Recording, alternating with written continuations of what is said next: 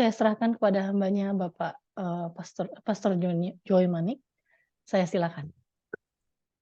Ya, selamat malam Bapak Ibu semua. Eh, Oke, ya malam ini kita akan coba belajar tentang ini ya, tentang tema waktu Tuhan ya. Ya mungkin sebelum kita membaca firman Tuhan pada malam ini, kita akan coba memikirkan tentang waktu ya. Jadi waktu itu kalau kita bicara tentang waktu, manusia itu unik ya karena pemikiran manusia itu, pikiran manusia itu selalu bisa melewati batas ruang dan waktu. Jadi berapapun umur kita hari ini, itu pasti kita bisa memikirkan apa yang kita harapkan ke depan dan mungkin sesuatu hal yang pernah kita lalui di belakang ya.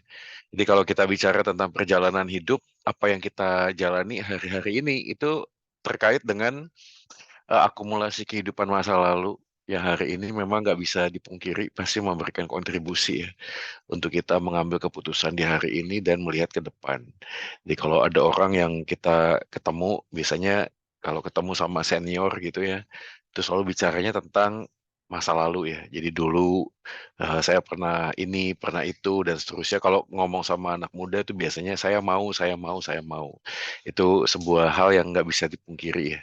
Jadi kalau perjalanan hidup yang kita jalani itu selalu terkait dengan apa yang kita harapkan dengan pengandaian ya. Jadi seandainya ya, jadi eh, beberapa kali kita bicara tentang kehidupan tuh selalu ada kaitannya dengan seandainya. Kalau seandainya itu terkait dengan masa depan tuh kita bicaranya pengharapan. Saya berharap ya, I wish. Kalau ulang tahun, apa nih yang mau diharapin ke depan, tahun depan, dan seterusnya, itu I wish. Seandainya saya bisa ini tahun depan, dan seterusnya. Tapi kalau ada pengandaian yang sifatnya mundur ke belakang, itu pengandaian yang negatif ya. Nah ini saya ambil sebuah catatan. Pengandaian negatif itu dapat berakibat pada traumatis, mengakibatkan stres, kecemasan, depresi, masalah emosional, yang seringkali mempengaruhi kesehatan mental dan kesejahteraan individu. Pengandaian yang terkait dengan masa lalu dapat mempengaruhi persepsi seseorang tentang diri sendiri, pengalaman masa lalu mereka. Jadi ada apa ya? Ada orang yang hidupnya mungkin di hari ini itu yang dia pikirkan adalah ini ya, sebuah proyeksi tentang apa yang terjadi di masa lalu dan hari ini belum kelar, belum berdamai dengan masa lalunya. Sehingga ada banyak orang susah banget ya untuk move on ya. Ya, dan ini yang menariknya adalah pengandaian negatif yang bersifat traumatis ini kan biasanya bergeraknya tuh unconsciously ya. Jadi dia di bawah alam bawah sadar ya. Jadi keputusan yang diambil, ketakutan, kekhawatiran itu terkait dengan apa yang terjadi di masa lalu dan belum selesai. Ya tentu saja ya, selesai ini kan dalam tanda kutip tuh memori di masa lalu tuh memang nggak bisa hilang kan. Jadi yang bisa dilakukan adalah menguasai masa lalu supaya keputusan hari ini itu tidak dikontrol ya, dikuasai oleh apa yang terjadi di masa lalu. Misalnya ada beberapa pasutri saya pernah ketemu, pernah ngomong seandainya saya nggak nikah sama pasangan saya hari ini mungkin hidup saya nggak seperti ini gitu ya. Terlepas dari biasanya kalau ngomong tentang seandainya itu negatif ya, jadi dampaknya negatif. Kalau misalnya dia positif, itu jarang sih orang berpikir, aduh seandainya saya nggak menikah sama dia, saya mungkin bisa tambah kaya, lebih kaya, atau seterusnya gitu ya. Nggak berpikirnya tuh, selalu berpikirnya tuh negatif. Negatif kalau hari ini yang dirasakan tuh jelek gitu ya, buruk. Tapi kan nggak bisa dipungkiri ya, nggak mungkin masa lalu kita semuanya baik ya. Pasti ada hal-hal tertentu, bisnis dan seterusnya. Jadi hal-hal ini yang dapat menyebabkan sebuah kecemasan, depresi dan seterusnya. Dan ini yang terjadi juga eh, kepada orang yang namanya tuh Maria dan Marta ya. Jadi Yohanes 11 saya baca ini. Yohanes 11 ayat yang ke-17 ya, mulai 17. Maka ketika Yesus tiba, didapatinya Lazarus setelah 4 hari berbaring dalam kubur. Betania terletak dekat Yerusalem, 2 mil jauhnya. Di situ banyak orang Yahudi datang kepada Marta dan Maria untuk menghibur mereka berhubung dengan kematian saudaranya. Jadi ini udah rame ya. Udah ada bendera putih, orang udah pada ngumpul. Ketika Marta mendengar ayat 20, Yesus datang, ia pergi mendapatkannya, tetapi Maria tinggal di rumah. Maka kata Marta kepada Yesus, nah ini ya kalimatnya, Tuhan, sekiranya engkau ada di sini, saudaraku pasti tidak mati. Tapi sekarang pun aku tahu bahwa Allah akan memberikan kepadamu segala sesuatu yang kau minta kepadanya. Kata Yesus kepada Marta, saudaramu akan bangkit. Nah, ini menarik ya. Jadi Yesus ngomong kepada Marta, saudaramu akan bangkit. Harusnya itu kasih pengharapan. Tapi ayat 24, respon Marta kepada perkataan Yesus itu tetap negatif. Responnya gini, aku tahu bahwa ia akan bangkit pada waktu orang-orang bangkit pada akhir zaman. Ya, jadi Marta tuh berharap, iya sih aku tahu gitu ya. Jadi pengetahuan pengetahuan Marta terhadap sebuah keyakinan atau doktrin itu justru tidak memberikan dampak positif ya kepada kedukaan rasa duka citanya Marta ya. Lalu jawab Yesus, akulah kebangkitan dan hidup, barang siapa percaya kepadaku ia akan hidup walaupun ia sudah mati. Dan setiap orang yang hidup dan yang percaya kepadaku tidak akan mati selama-lamanya. Percayakah engkau akan hal ini? Jawab Marta, ya Tuhan aku percaya bahwa engkau lah Mesias, anak Allah, dia yang akan datang ke dalam dunia. Dan sesudah berkata demikian, ia pergi memanggil saudaranya Maria dan berbisik, Guru ada di sana, ia memanggil engkau. Ini yang menarik ya. Lalu setelah Marta, sekarang ketemu Maria nih. Mendengar itu Maria segera bangkit, pergi mendapatkan Yesus. Tapi pada waktu itu Yesus belum sampai ke dalam kampung. Ia masih berada di tempat Marta menjumpai dia. Ketika orang-orang Yahudi yang bersama-sama dengan Maria di rumah itu untuk menghiburnya melihat bahwa Maria segera bangkit dan pergi keluar, mereka mengikutinya karena mereka menyangka bahwa ia pergi ke kubur untuk meratap. Setibanya Maria di tempat Yesus berada dan melihat dia, tersungkurlah ia di depan kakinya dan berkata, kalimatnya sama seperti kalimatnya Marta. Dan berkata kepadanya, Tuhan, sekiranya engkau ada di sini, saudaraku pasti tidak mati. Jadi responnya sama, tapi kalau kita melihat sikap Yesus kepada Marta dan Maria, responnya itu berbeda ya. Jadi waktu kepada Marta, dia ngomong tentang akulah kebangkitan dan hidup. Tapi ayat 33, ketika Maria ngomong, Tuhan sekiranya engkau ada di sini, Yesus nggak ngomong hal yang sama. Tidak mengulang apa yang dikatakan kepada Marta. Yang Yesus lakukan adalah ketika Yesus melihat Maria menangis dan juga orang-orang Yahudi yang datang bersama-sama dia, maka masygulah hatinya, ia sangat terharu dan berkata, di manakah dia kamu baringkan? Jawab mereka, Tuhan marilah dan lihatlah. Maka menangislah Yesus, ayat 35. Ini sangat luar biasa. Jadi seakan-akan Tuhan tuh memberikan sebuah konfirmasi dua hal. Yang pertama adalah penyataan akan kebenaran, akulah kebangkitan dan hidup. Tapi yang kedua, Tuhan menangis bersama. Jadi ini memang apa ya, kalau secara pastoral kita di gereja tuh menyatakan kebenaran itu penting, tapi juga menerima perasaan juga tidak kalah pentingnya ya. Jadi Yesus tuh menerima perasaan Maria, lalu kemudian menangis bersama-sama. Oke, kembali kepada topik ini. Jadi kalau kita hari ini bicara tentang seandainya ya, berapa banyak kita mungkin hari ini juga sedang bergumul. Bergumul dengan ya pergumulan inilah ya, tekanan hidup, penderitaan, dan seterusnya. Dan respon kita terhadap sesuatu tuh bisa jadi tuh sekiranya, seandainya ya. Seandainya Tuhan engkau datang di sini, saudaraku pasti tidak mati, dan seterusnya. Jadi ada banyak orang hari ini tuh hidup di dalam pergumulan seandainya ya. Jadi dari sini kita bisa belajar satu hal ya, tentang waktu Tuhan. Jadi apa sih waktu Tuhan? Waktu Tuhan yang terbaik itu apa sih? Jadi waktu Tuhan yang terbaik itu terkait dengan kasih dan kedaulatan Allah. Jadi kalau kita lihat di sini ya, Bapak Ibu sekalian ya, ketika Yesus mendengar bahwa Lazarus itu sakit, ayat 5 dan 6 tuh memang kalimat yang kontroversi ya menurut saya ya. Kenapa? Karena ada kalimat Yesus memang mengasihi Marta, tetapi setelah didengar Lazarus sakit, ia sengaja tinggal. Ini kan sebenarnya seperti kontradiktif ya. Kalau memang Yesus mengasihi Maria dan Marta dan Lazarus ya, harusnya mendengar kabar yang seperti itu, bayangan kita tuh harusnya dia cepat datang ya, jangan sengaja menunda ya. Kata sengaja menunda itu sepertinya memberikan sebuah kesan ya, sebuah kesan kayaknya nggak sayang gitu ya. Dan kita kan harus memahami ya, Maria dan Marta ini kan bukan orang lain ya bagi Tuhan Yesus tuh orang yang sangat dekat. Mungkin kalau kita membayangkan ketika Lazarus sedang sakit kan nggak tiba-tiba sakit gitu ya, dengan akumulasi sakit, Maria dan Marta tuh mungkin lihat handphonenya ya, lalu dia ngecek semua kontak person ya dengan orang-orang yang mungkin dia rasa dia pikir bisa memberikan sebuah jawaban untuk masalahnya. Jadi dari semua pilihan ya, Lazarus waktu sakit mungkin ada dokter di mana ya, di rumah sakit mana, ada tabib, ada apa. Dari semua pilihan nama-nama yang ada di kontak nomor teleponnya Maria dan Marta mungkin ya, mereka memilih Yesus. Jadi bagi Maria dan Marta satu-satunya harapan yang bisa menolong mereka pada saat Lazarus sakit adalah Tuhan Yesus. Tapi waktu Tuhan Yesus mendengar Lazarus sakit, ya justru sengaja tinggal ya, sepertinya menunda gitu. Dari sini sebenarnya kita mendapatkan sebuah pelajaran ya Bapak Ibu sekalian. Pelajarannya adalah apa yang penting, apa yang menurut kita penting itu belum tentu juga itu penting buat Tuhan ya.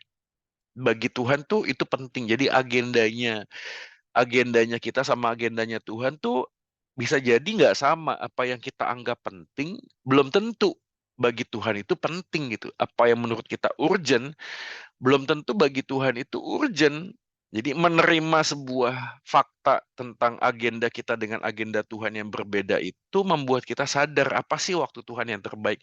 Waktu Tuhan yang terbaik itu adalah menyadari bahwa apa yang penting buat Tuhan itu belum tentu penting buat apa yang penting buat Tuhan ya eee, nggak selalu itu, eee, cocok ya dengan apa yang kita anggap penting gitu ya. Ya.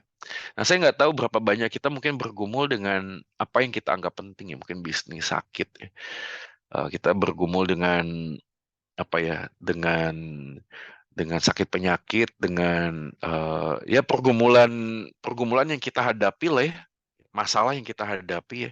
Tapi sekali lagi ya, seperti yang waktu kita pernah pelajari ya, justru masalah itu membuat kita tuh harusnya berdiam diri sejenak dan bertanya, apakah masalah ini adalah masalah yang bagi Tuhan tuh penting untuk diselesaikan gitu. Ya ya kalau misalnya nggak penting ya repot ya. Makanya pengharapan itu selalu terkait dengan pertobatan ya Saudara ya.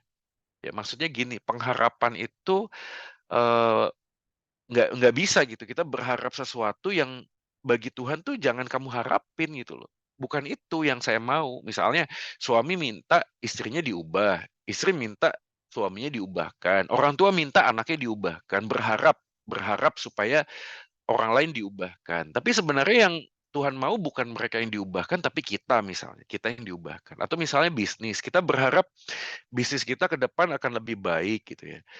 Dan Tuhan nggak kasih jawaban yang kita minta gitu loh. Lalu kita bertanya, "Tuhan, kok apa yang aku minta?" Dan sebenarnya pengharapannya adalah jangan-jangan yang Tuhan minta adalah kita memikirkan ulang bisnis yang kita jalani.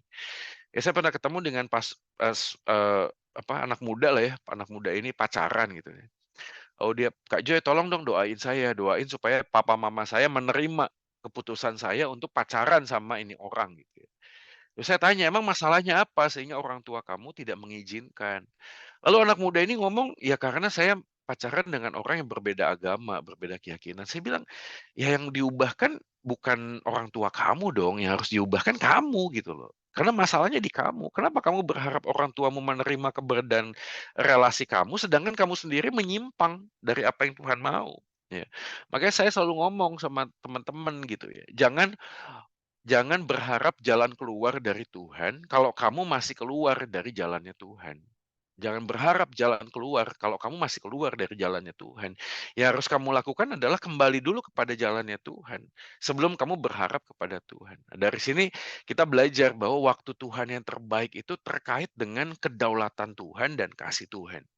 Allah tuh berdaulat, of course, tetapi kedaulatan Tuhan itu bukan berarti dia itu tidak punya kasih ya. Jadi ada orang ngomong kedaulatan Tuhan tuh seperti takdir fatalisme ya. Takdir fatalisme tuh yang mengatakan, "Ya sudahlah terima saja jalannya Tuhan ya, jalannya Allah," gitu ya.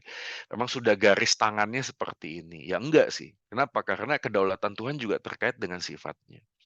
Ini saya coba kutipkan seorang teolog namanya Arthur W. Pink ya. Bahwa kedaulatan Allah bukanlah suatu kebenaran yang dapat kita yakini dengan usaha kita, kita takkan dapat mempercayai melalui proses pemikiran alami apapun. Kita tidak dapat memiliki keyakinan itu hanya dengan membaca sebuah buku. Seseorang bisa saja membaca Alkitab seumur hidupnya, tapi jika berpegang pada pengertiannya sendiri, ia tidak akan pernah menemukan kebenaran ini. Intinya lah, intinya ya. memahami Allah itu berdaulat dan pada saat yang sama Dia itu Maha Kasih, itu butuh anugerah ya. Ya, butuh relasi yang intim ya sama Tuhan ya. Supaya kita bisa menerima keputusan Tuhan yang tidak sesuai dengan apa yang kita harapkan itu terkait dengan kasih-Nya kepada kita. Karena di dalam kamusnya Tuhan, Tuhan tuh tidak pernah tidak memberi yang terbaik. Kamusnya Tuhan tuh selalu akan kasih yang terbaik. Tapi masalahnya adalah apa yang terbaik dalam versi Tuhan. Seringkali kita nggak bisa connect ya. Makanya memahami bahwa eh, apa yang kita minta itu tidak Tuhan jawab, itu selalu akan terkait dengan memahami kasih Tuhan yang selalu kasih kepada kita. Nah, dari sinilah kita belajar beberapa hal tentang kedaulatan Tuhan. Nah, ini ya.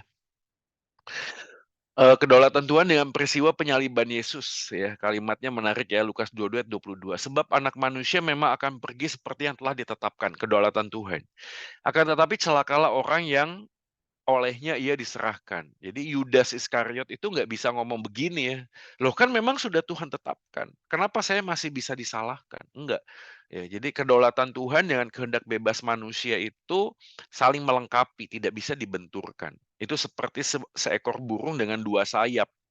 Ketika satu sayap itu tidak mengepak, maka burung itu akan jatuh. Sama, ya, kedaulatan Tuhan dan kehendak bebas manusia itu nggak bisa dilepaskan.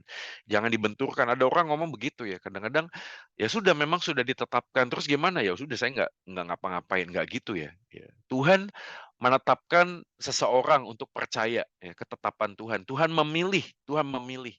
Ya. Tapi bukan berarti karena Tuhan sudah memilih kita nggak menginjil.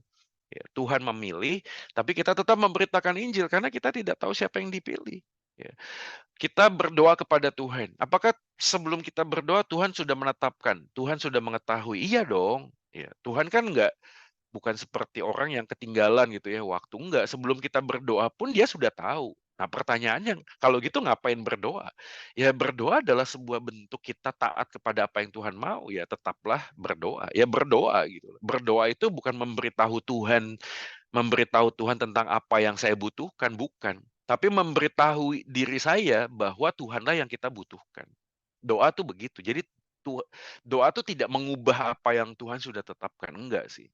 Tuhan sudah melakukan dan menetapkan apa yang Tuhan tetapkan buat kita masing-masing di tempat ini.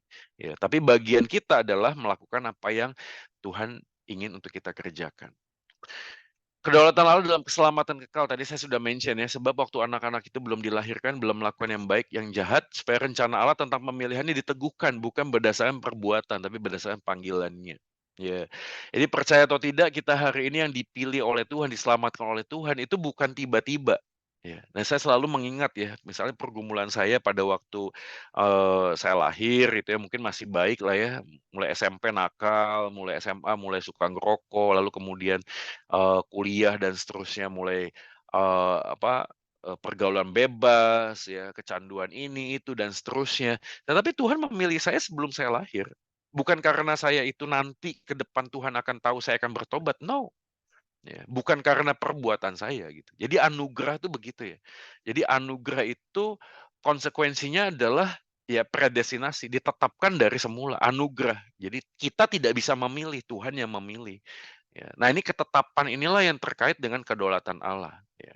Jadi ada orang ngomong begini, wah kalau gitu Pak, Tuhan tuh nggak adil ya, kan ada orang yang hidupnya baik, masa Tuhan nggak pilih dia gitu loh. Ya memang itu kedaulatan Tuhan.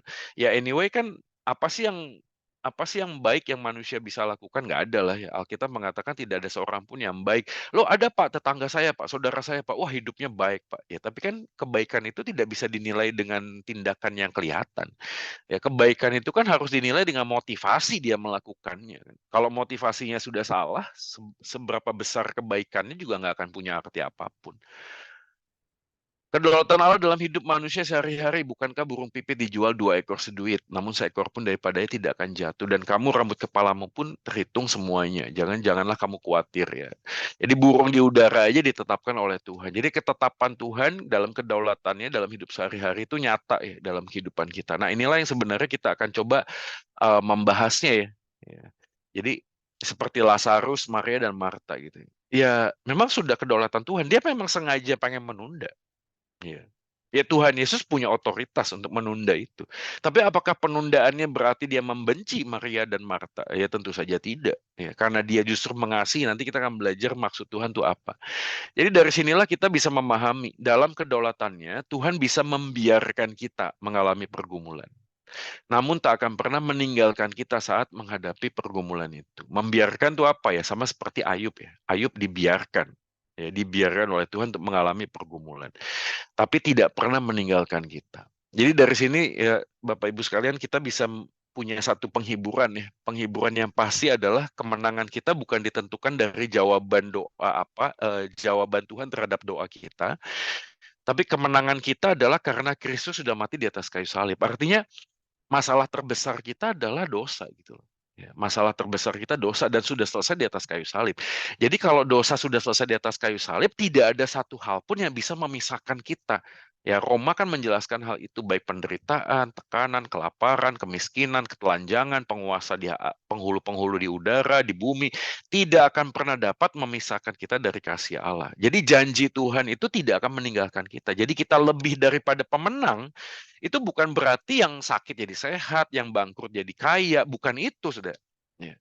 Justru yang menjadi poinnya adalah ketika kita mengalami kemenangan, saat kita meminta kepada Tuhan dan Tuhan menjawab tidak, kita masih tetap bisa percaya kepada Dia. Itu baru yang benar. Jadi jangan hanya minta iman yang besar kalau tanpa iman yang benar. Karena iman yang benar itu jauh lebih besar daripada iman yang besar. Ya, hopefully ini bisa bisa dipahami ya. Ada orang tuh pengen itu punya iman yang besar ya. Ya buat apa iman yang besar tapi salah gitu loh. Ya.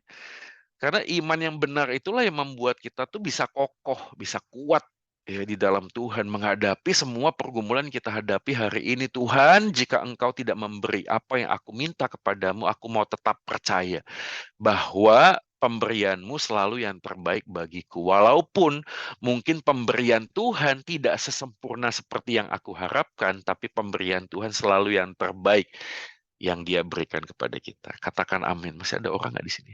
Masih ya. Amin lah ya. Coba ya. Sini masih ada orang nggak ya? Amin, amin, amin. Oh, amin.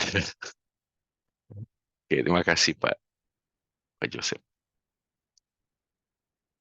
Iya, tapi ini kan nggak gampang ya. Jujur aja sih. Kadang-kadang apa ya? Memahami dan menjalani itu sulit ya. Makanya saya percaya iman itu adalah titik temu antara pengenalan dan pengalaman. Iman itu titik temu. Tanpa pengenalan sulit kita bisa mengalami Tuhan ya. Apakah pengalaman ini berdasarkan apa yang Tuhan mau? Karena orang yang nggak percaya Tuhan tuh mengalami hal yang supernatural bisa lah ya. Tapi pengalaman itu juga perlu dibarengi dengan pengenalan ya. Rasanya kalau hanya sekedar mengalami ya kita hanya berputar di tempat yang sama ya. Ya. Jadi hari ini saya posting di Instagram kalimat begini ya. Jangan hanya meningkatkan cara ibadah kita yang benar, tapi tidak mengubah cara hidup kita yang benar. Karena seringkali cara ibadah kita yang benar itu justru mau menutupi cara hidup kita yang nggak benar gitu. Kita coba meningkatkan cara ibadah kita yang benar gitu. Tapi di sisi yang sama cara hidup kita tuh nggak semakin benar. Ini kan berarti something wrong ya. Karena ibadah itu sendiri kan terkait dengan transformasi kehidupan ya. Seharusnya pada waktu kita belajar meningkatkan cara ibadah yang benar, cara hidup kita pun semakin benar harusnya. Tapi faktanya, fun fact-nya adalah ada banyak orang yang meningkatkan cara ibadah yang benar, cara hidupnya tetap begitu aja. Ada something wrong gitu. Sekali lagi iman adalah titik temu antara pengenalan dan pengalaman kita di dalam Tuhan. Nah, coba kita perhatikan ya. Yesus memang mengasihi Marta tadi ini poinnya ya. Tapi dia sengaja menunda untuk tidak langsung datang, menunjukkan kedaulatan Allah. Dari sini kita bisa belajar bahwa iman yang sejati bukan hanya percaya bahwa Tuhan mengasihi ketika Ia membuka jalan, tapi juga Ia tetap mengasihi kita pada waktu Ia menutup jalan. Nah, hari-hari ini apa yang kita alami ya? Apakah ada jalan yang Tuhan tutup? Ya mungkin ya. Ya kalau misalnya kita hari ini tidak sedang bergumul ya mungkin pertanyaannya bukan pribadi, mungkin bukan kita tapi anak, mungkin cucu, mungkin teman kita, saudara kita, atau mungkin kita sendiri, saya nggak tahu ya. Tapi kalau hari ini kita mendapatkan berkat ini, kita bisa bagiin ya kepada teman-teman saudara kita yang lain ya. Kalau hari ini ada saudara kita yang, atau anak kita, atau siapapun yang sedang jalannya ditutup oleh Tuhan, percayalah bahwa sebenarnya Tuhan menutup jalan bukan karena dia membenci, tapi karena dia mengasihi. Kenapa? Karena Tuhan bisa jadi sedang membuka jalan yang lain yang jauh lebih baik. Nah, pertanyaannya adalah apakah jawaban itu akan selalu dinyatakan dalam kehidupan di dunia ini? Ya, nggak selalu begitu sih. Nggak selalu ya. Ada beberapa rekan yang hari ini meminta dan memohon supaya Tuhan memberikan dia kesembuhan ya sampai dia meninggalkan dunia ini dia tetap tidak sembuh. Tapi kesembuhan yang sejati dinyatakan di mana ketika dia berjumpa dengan Tuhan. Nah, hari ini waktu kita menantikan apa yang Tuhan berikan, mungkin jawaban Tuhan kan bisa ya, tidak, atau tunggu ya. Tapi yakinlah bahwa seringkali kita merasa waktu Tuhan itu kadang terasa lambat dan kurang cepat. Tapi yakinlah bahwa waktu Tuhan itu selalu tepat di dalam kehidupan kita. Selalu tepat. Yang terbaik pasti Tuhan akan berikan kepada kita. Dan kalau kita hari ini sedang bergumul, mari kita tetap berdoa. Tetap saya tadi ya, kedaulatan Tuhan dan kehendak bebas. Tuhan sudah menetapkan, betul. Tapi kita kan nggak tahu. Kita berjalan dengan sebuah deret waktu ya, kronologis kan, kronologis. Ya, kronos ya. Tapi Tuhan itu bicaranya dengan punktiliar, dengan kairos, dengan titik, dengan sesuatu yang sudah selesai. Bagi Tuhan itu semuanya sudah selesai, bagi kita menjalaninya hari lepas hari, day by day. Nah, memahami kita dalam kesementaraan dan Tuhan di dalam kekekalan itu hanya bisa ketemu di dalam pribadi Yesus. Kenapa? Karena Yesus di dalam kekekalan dia mengambil rupa jadi manusia. Jadi pribadi Yesus inilah yang memberikan jawaban karena dia ada di dua tempat sekaligus pada saat yang sama. Dia Allah yang kekal, Kristus adalah kekal, mengambil rupa di dalam manusia yang sementara.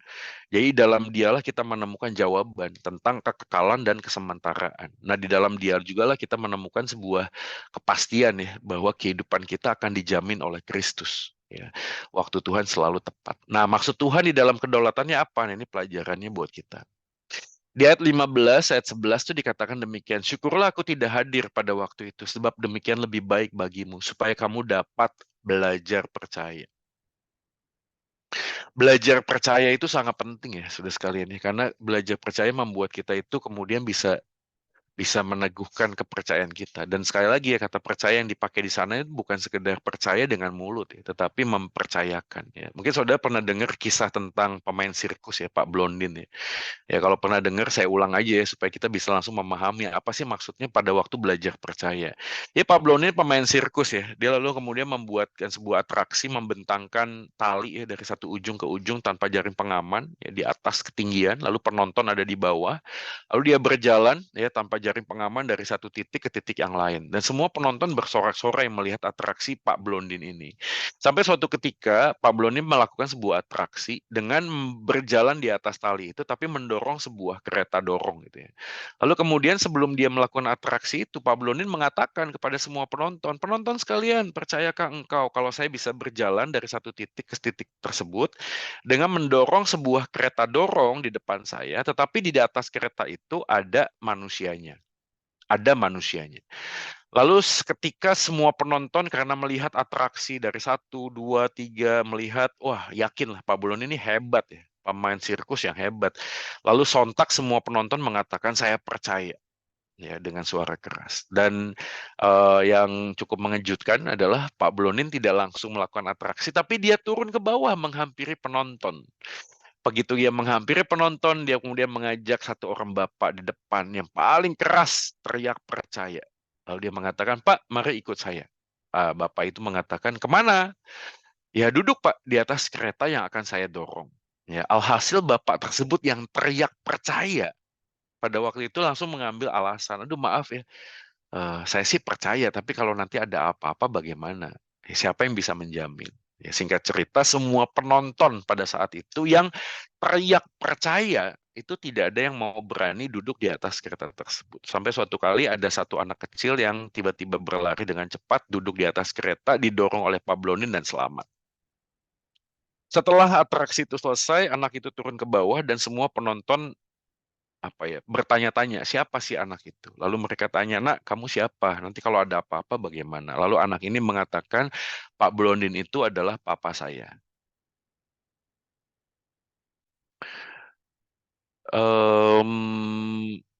Iman tuh kayak gitu ya. Iman banyak orang tuh mungkin beriman seperti penonton ya. Jadi kalau ditanya apakah kamu percaya Tuhan Yesus punya rencana yang baik? Ya percaya sih. Terus Tuhan ngomong, ayo ikut saya gitu. Saya dorong di atas kereta yang saya akan dorong. Nah masalahnya kalau Tuhan Yesus yang mendorong kereta, jalan talinya tuh nggak lurus gitu ya. Bukan cuma nggak ada safety netnya aja, tapi jalannya tuh up and down gitu ya. Malah kadang-kadang jalannya tuh nggak kelihatan. Talinya tuh kayak ada kabutnya. Masih ada nggak sih talinya? Membuat kita tuh di dalam sebuah persimpangan jalan, ya gelap ya maksudnya. Ini apa ya Tuhan? Maksudnya apa ya? Nggak ngerti. Saya pernah ada di persimpangan itu ya. Pada waktu satu kali saya di panti rehabilitasi. Sempat sih bertanya ya, Tuhan, kenapa ya? Kok saya lahir di dunia ini ya? Untuk apa ya? Karena hidup saya selama tahunan yang saya lakukan hanyalah membuat orang tua saya nangis. Lalu nggak ada hal yang bermanfaat yang saya lakukan. Di persimpangan jalan itu bertanya, Tuhan maksudmu apa ya? Di tengah-tengah ketidakmengertian saya sih. Saya mencoba untuk mengakhiri hidup saya berkali-kali, tapi tetap nggak mati-mati juga. Saya bertanya untuk apa, ada apa. Dan akhirnya ya Tuhan menjawabnya sampai sekarang saya bisa sharing seperti ini. Saya juga akhirnya ya melalui itu ya. Maksudnya ya percaya itu kan nggak cuma sekedar di mulut ya seperti penonton. Percaya itu kan berarti menaruh semua hidup kita di atas kereta dan percaya bahwa Tuhan yang mendorong kereta tersebut tidak akan meninggalkan kita ya menjalani ini. Maka belajar untuk percaya itu mempercayakan. Maka ini penting ya. Penting kenapa? Karena poin yang kedua adalah maksud Tuhan itu adalah menyatakan dirinya gitu. Ini tadi kepada Marta ya, jawab Yesus, akulah kebangkitan dan hidup. Coba ya, kita bisa memahami kalimat ini sebagai sebuah doktrin landasan. Siapakah Yesus? Wah, Yohanes mencatat. Yesus adalah kebangkitan dan hidup. Barang siapa percaya kepadanya akan hidup walaupun ia sudah mati. Kalau kita membaca kalimat statement Yesus ini, ya benar sih, saya bukan ngomong salah ya. Tapi kita harus lihat konteksnya kan. Konteksnya kan dia sedang ngomong kepada Marta yang saat itu sedang berduka ya. Ya, sedang sedih gitu loh. Di rumah itu ada banyak orang sedang nangis. Ya, ya ini kan seperti di rumah duka ya suasananya. Dan Yesus menyatakan dirinya gitu loh. Akulah sang kebangkitan dan hidup itu. Gitu. Nah, dari sini kita bisa memahami sebuah pelajaran bahwa ketika kita itu menghadapi sebuah masalah dan apa yang kita minta itu tidak kita dapatkan, percayalah bahwa penyataan diri Yesus itu tetap akan dinyatakan kepada kita. Nah ini ya, tidak ada penghiburan sejati dalam hidup kecuali percaya dan mempercayakan hidup dalam kedaulatan Allah yang kuat dan penuh kasih. Kehadiran Dia, penyataan diri Dia itu memberikan penghiburan yang sejati, saudara. Ya. Kalau kita apa ya namanya mengunjungi orang yang sedang berduka, ya memang betul sih. Gak usah terlalu banyak ngomong ya. Tapi bawalah mereka dalam doa. Kenapa? Karena bagi orang-orang yang sedang mengalami duka cita, kehadiran Yesus melalui keberadaan kita itu jauh lebih penting ya. Daripada sekedar kita itu memberikan kalimat-kalimat yang mungkin bagi orang tersebut, aduh, kok bukan itu yang saya butuhkan ya. Dan itu membuat kita tuh menjadi sadar bahwa eh, masalah apa yang kita hadapi, ketakutan kita menghadapi masalah itu bukan besar dan kecilnya masalah itu ya. Ketakutan terbesar kita adalah sebenarnya dengan siapakah kita menghadapi masalah itu. Jadi bukan apa yang kita hadapi, tapi dengan siapa kita menghadapinya. Itu jauh lebih penting sih. Karena sebesar apapun selama kita bersama dengan Tuhan, kita bisa dimampukan untuk menghadapi itu. Iya sih. Ya kalau kita hari ini sedang bergumul, ya kehadiran Tuhan tuh dinyatakan di dalam jaminan bahwa Yesus tuh sudah mati menebus dosa kita dan dia sudah hidup ya. Dia hidup, dia bangkit. Kebangkitannya itu memberikan kuasa kepada kita untuk menjalani. Nah, dari situlah kita bisa belajar bahwa walaupun kita ada masalah, masalah itu harusnya tidak membatasi kuasa Tuhan yang ingin bekerja dalam hidup kita. Ini poin yang kedua ya. Keterbatasan kita dalam menjalani hidup seharusnya tidak membatasi kuasa Allah yang tidak terbatas dalam menyatakan kehendak. Ya, kita butuh waktu untuk menghadapi fakta kita sedang menghadapi masalah. Tapi ya satu hal yang begini ya, kadang-kadang ada orang yang sulit untuk meresponi panggilan Tuhan karena dia berpikir gini, kalau Tuhan menyelesaikan masalah saya, maka saya akan melakukan apa yang Tuhan mau. Enggak gitu sih. Ya seringkali justru Tuhan memanggil kita untuk melakukan apa yang Dia mau, dan biarlah masalah yang kita pikir kita mau selesaikan, biarlah Tuhan yang menyelesaikannya buat kita. Dari sini kita kemudian bisa terus berkarya di dalam kehidupan ini. Jadi jangan cuma sekedar menanti terang di tengah-tengah gelapnya kehidupanmu, tapi tetaplah bersinar karena sang terang itu sudah bersama denganmu di tengah-tengah semua kondisi apapun. Ya saya selalu ngomong kan, Mazmur 23, Tuhan adalah gembalaku. Ada padang yang berumput hijau, ada lembah kekelaman. Poinnya bukan cuma sekedar padang berumput hijau, lembah kekelaman, bukan. Tapi poinnya, subjeknya adalah Tuhan adalah gembala. Artinya padang yang berumput hijau tanpa sang gembala itu akan terasa seperti lembah kekelaman. Ya tentu saja sebaliknya ya. Waktu kita menghadapi lembah kekelaman, kalau kita bersama dengan Tuhan Sang Gembala, lembah kekelaman itu akan nampak seperti padang yang berumput hijau. Jadi kondisi kita akan tetap baik-baik saja bersama Tuhan yang baik, walaupun kita sedang dalam situasi yang tidak baik. Sebaliknya, pada waktu kita tidak sedang bersama dengan Tuhan yang baik, kondisi yang baik justru menunjukkan kondisi yang tidak baik sebenarnya. Yang terakhir, kehadiran Allah dan kedaulatannya ya. Jadi tadi kasih dan kedaulatannya. Waktu yang terbaik adalah tentang kehadiran. Keunikan kisah, kebenaran kasih itu saling berkaitan ya. Jadi akulah kebangkitan, tapi kepada Maria Yesus mengatakan dia mau apa ya, menangis bersamanya, itu poinnya tadi ya. Saya bertanya-tanya ya, apakah Yesus tidak bisa membangkitkan Lazarus? Ya, bisa ya. Yairus bisa ya. Nggak usah datang dia bisa. Jadi waktu Yesus mendengar kabar, Lazarus sakit gitu ya. Dia bisa langsung bang, Lazarus tiba-tiba sembuh. Tapi Yesus nggak melakukan hal itu. Kenapa? Karena bagi Yesus yang utamanya adalah dia mau datang dan hadir.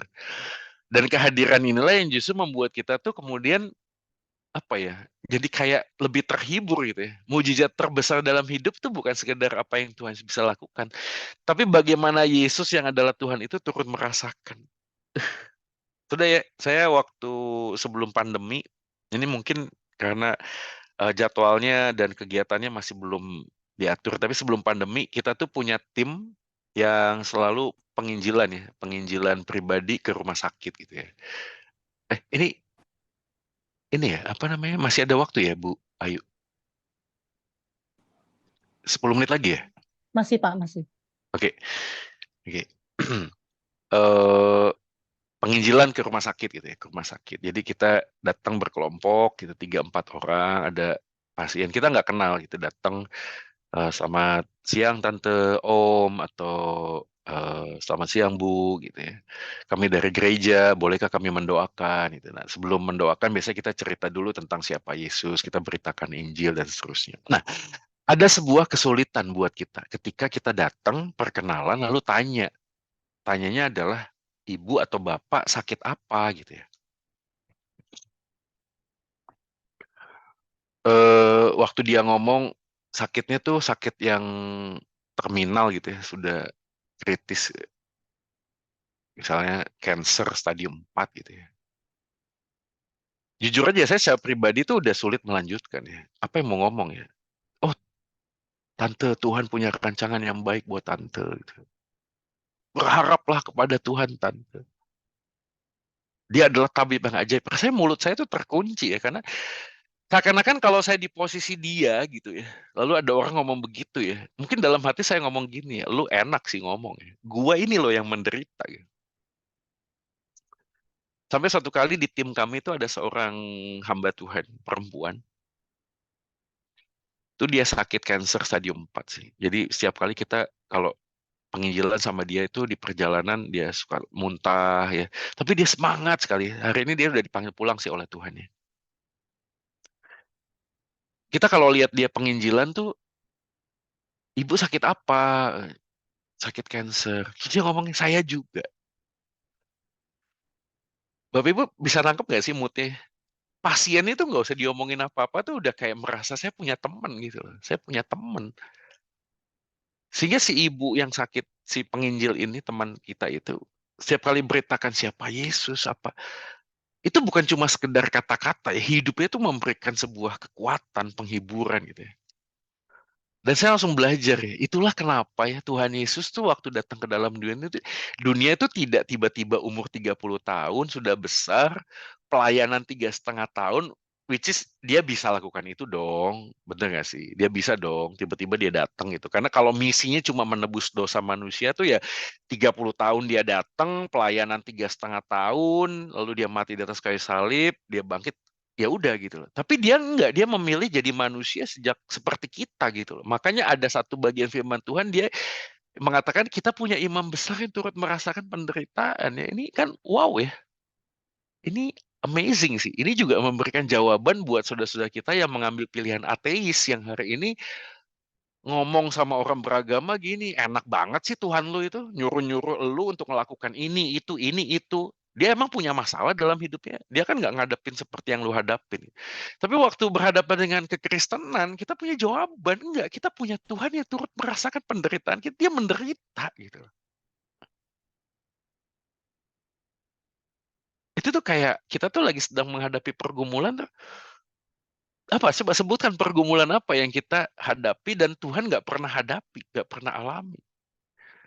Ya, dipermalukan, dibenci, dikhianati, apa, fisik, ya, apa, sakit, penyakit secara jasmani. Even Alkitab tuh mengatakan serigala punya liang, burung punya sarang. Anak manusia nggak punya tempat menaruh kepalanya, coba bayangin. Apa yang kita pernah alami yang Yesus nggak pernah alami. Dan itu tuh memberikan penghiburan ya. Ya saudara sekalian ya, mungkin Anda hari-hari ini lagi bergumul dengan apapun ya. Ya saya juga terbatas, kita nggak bisa ngomong. Tapi coba lihat pandang Yesus ya, pandang Yesus. Di dalam di dalam Dia tuh kita bisa menemukan jawabannya. Kadang Tuhan tidak menjawab doa kita supaya kita sadar bahwa yang kita butuhkan bukan apa yang kita minta, tapi Tuhan itu sendiri jawaban yang kita butuhkan.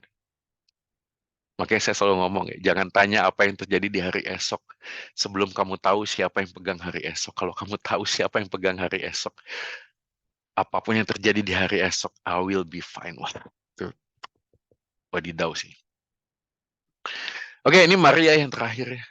Jadi Maria ini bukan orang sembarangan ya.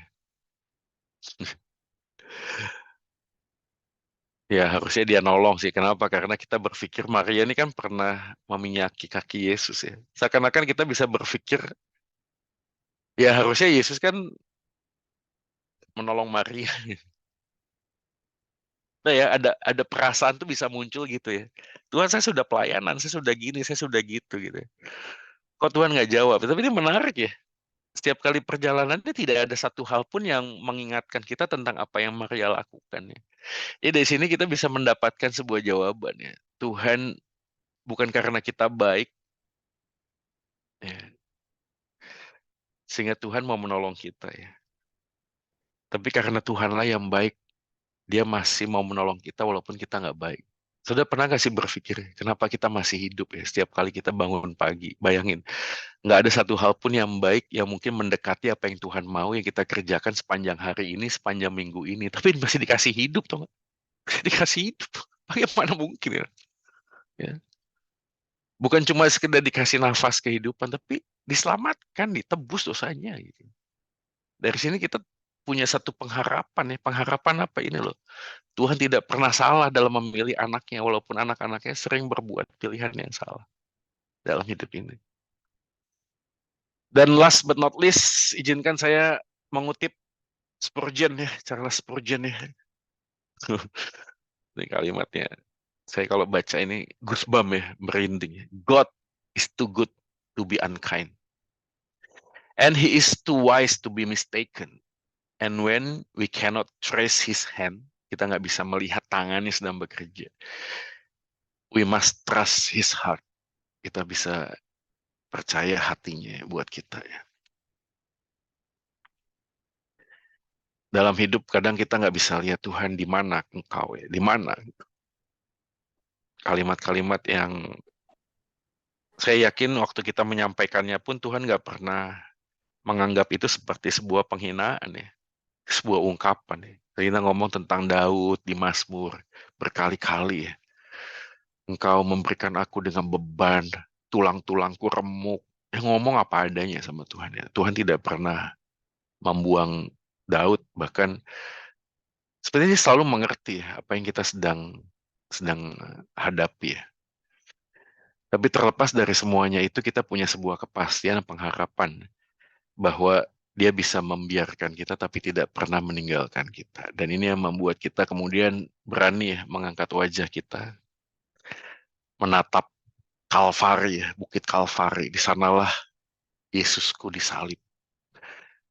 Dan kita melihat kubur yang kosong, di sanalah Kristusku bangkit. Sebab Yesus hidup, maka aku hidup bersama dengan dia. Sebuah kepastian ya, tidak bisa diganggu gugat oleh apapun ya. Seperti yang saya tadi sempat mention ya, baik penderitaan, kelaparan, kemiskinan, penguasa-penguasa di udara, di langit, di bumi, tidak akan ada yang bisa memisahkan kita dari kasih Allah di dalam Kristus Tuhan.